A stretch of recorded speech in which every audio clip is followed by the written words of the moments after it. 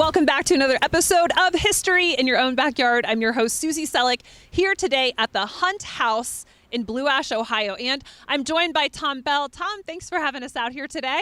Thank you for having me. On this gorgeous day and on this beautiful property. So the person who first purchased this property, who was that? That would have been my great-great-great-great-grandfather, James Carpenter. Okay, James Carpenter. He purchased the property in 1791. He came with John Cleve Sims as part of the original Sims purchase. James Carpenter, unfortunately, didn't live that long. Okay. The property passed to his wife and two daughters. My great-great-great-grandfather married one of those girls. Oh, this is how you are related to That's how the Hunt family became involved with this property. I gotcha. Okay. How much did it cost and who built it? The original cost, as far as I can tell, was $1,500 for 640 acres, which works out to roughly 1 square mile. Okay. It was all of, I don't know the exact terms, all of section 15 of the plot for Sims Township.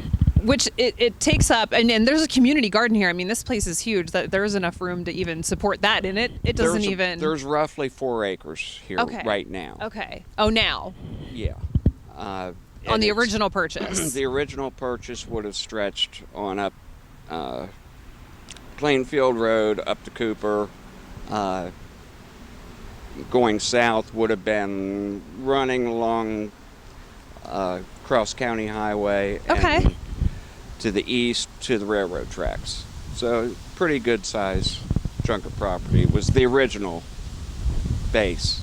Outbuildings, Tom. Some of our viewers may not know what an outbuilding is when I ask this question, so can you give us just a quick refresher? Outbuildings would have been the barns, outhouses. Yeah. Minor sheds. Okay. Any other structure that's not considered a habitat. Gotcha. So, with that, were there any outbuildings on the property? Oh, yes, there were several. Okay, okay. To our right here, there's, you can see a mound. That mound led to what was called a bank barn.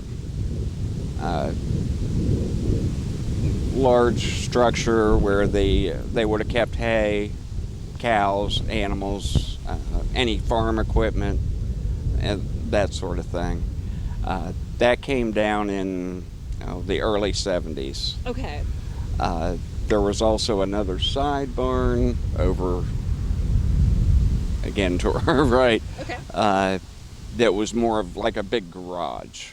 My grandfather had his tool shop in there, and there again kept cars or equipment and that sort of thing. Gotcha.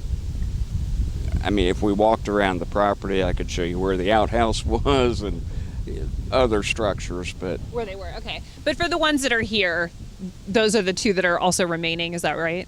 Yeah, the garage was actually built by my parents. Oh, okay, okay. To and replace... then, are there any other outbuildings then, other than the garage? Okay, so the one that's left. Okay. All right, so talk to us about how the Hunt family was significant to Blue Ash, to the city of Blue Ash. Well, on that question, I had to think about, what significant means. They weren't politicians. They weren't, civic leaders, I wouldn't say. Right. But they were, I would think, significant in the development of Blue Ash, in that, they, like many of the early pioneers here, they were pretty instrumental in buying, selling, developing the properties that exist. Right. For instance, the housing development across the street here, the Cape Cods that were built after World War II. My grandfather was instrumental in that development. My great-grandfather bought and sold property and was instrumental in development of a small subdivision that is called Arcadia in downtown Blue Ash. So I'd say their significance was more in development. We are a stop on the Morgan's Raid Trail. Yes. There's a signpost out here. I believe it was 1863. One of the biggest things that ever happened in Blue Ash, the Confederate raider, John Hunt Morgan. And just a reminder of viewers, John Hunt Morgan was a Confederate soldier, came through just lighting up this region, burning bridges. I mean, he just caused trouble in every place that he could. Okay. Telegraph lines and such, and stealing horses. Horrendous. Yeah, Not paying bar tabs. Yeah. Crazy things. Go ahead. Basically, what he wanted to do, what I'm told by military people, is he wanted to create a diversion to take pressure off the Confederate forces in Kentucky. Yes. He wanted to get the Union Army to chase him. Right. And he was pretty successful at it. Tom, I'm just going to remind you to throw your mic back up a little bit. I want people to hear the story. All right, Okay. Keep going. He was very successful at getting the Union Army to chase him. Oh, yeah. The reason they were stealing these horses is because they were riding 24/7. The guys were sleeping on the horses. That's unreal. There was, it's a very interesting story. I was told by one of the guys who's done one of the books, David Mowery, that what would happen is one person would sleep, the other would hold his reins and stay awake, and then so they wouldn't wander off. So do you know about, as part of the historic events that happened here, do you know about how many of the raiders hit this place at that time? As far as I've been able to tell, they broke up into smaller groups. Okay, yeah. And came across the area in different sections. We don't know if there could have been a couple hundred. We don't, without pictures or eyewitness details. Yeah, of course. Now the story goes, my great-grandfather,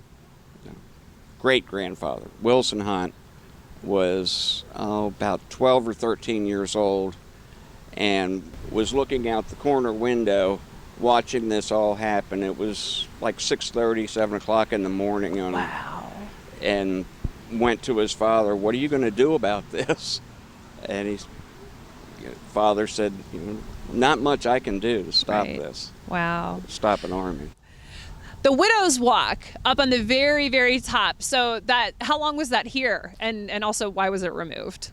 As far as we know, it has always been there. Okay. The structure of the platform is mortise and tenon joined into the roof structure. So I have to assume there's always been a platform there. Now, when my grandfather lived here, he had taken it down because of maintenance issues. Okay, with the the wood railing. Okay.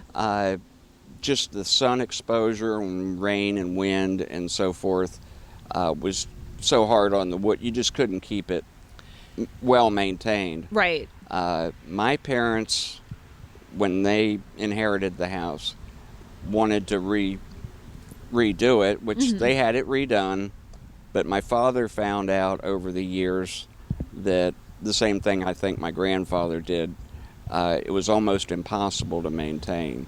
Gotcha. He'd spent a lot of money on paint, the best paints he could, and it weathered badly. And I think that's probably why they didn't redo it when they did the restoration process.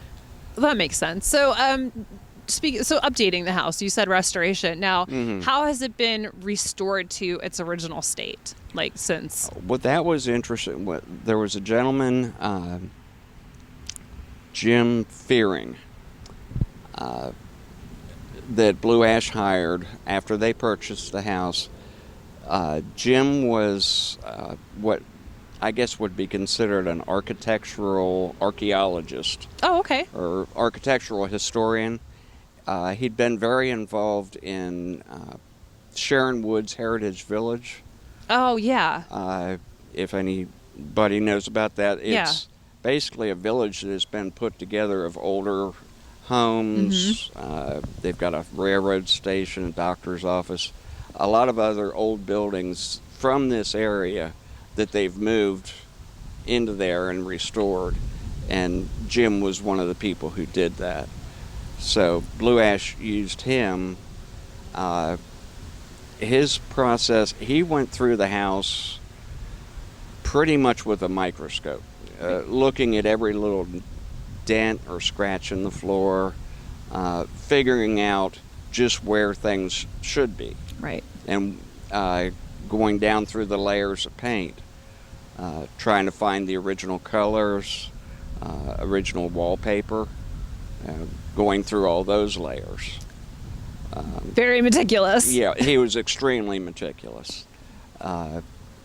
There's a couple examples when we do get into the house, especially the dining room and the parlor, where the family, my mother was very surprised to see some of the papers and the colors and the different things that he found.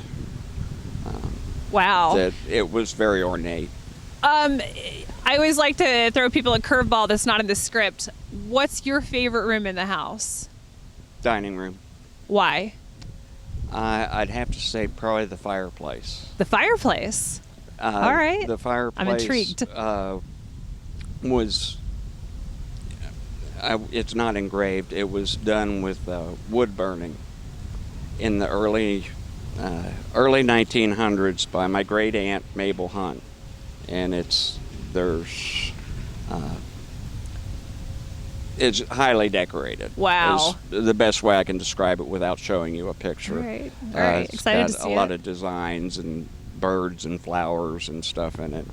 But it's really neat how she did it. Okay, and in the family did it too. You know, a talent in the family. That's very cool. Yeah, well, we think it was probably a family project. There again, without being in front of it, it's hard to say. But it's the wood burning process. The artist lays out the pattern they want, and then you take a hot iron and burn little dents all around it till the pattern stands out. So it's pretty remarkable. Wow. Tom, there are 3 south side windows that were always shuttered. Why is this? Those are not actually windows. You tricked me. There's a staircase behind that wall. The shuttered faux windows are just basically for balance. Oh. So that if you look at this side of the house, it's all balanced. I see. Rather than have that big chunk that's nothing but brick. All right. Well, you got me. You got me. So, do you have any other stories about the house that I haven't gotten to yet that you want to share with us?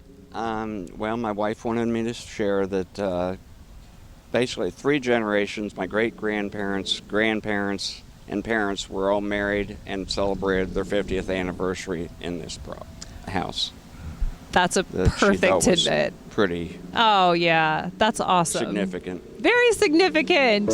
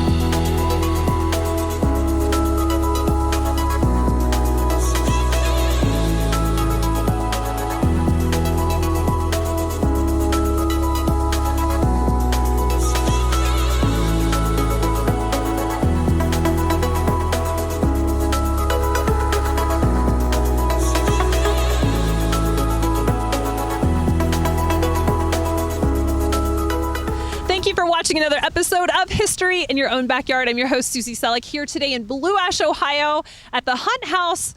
Tom Bell, thank you again for having us out here. Thank you for having me. And remember, travel slowly and stop often. Bye for now.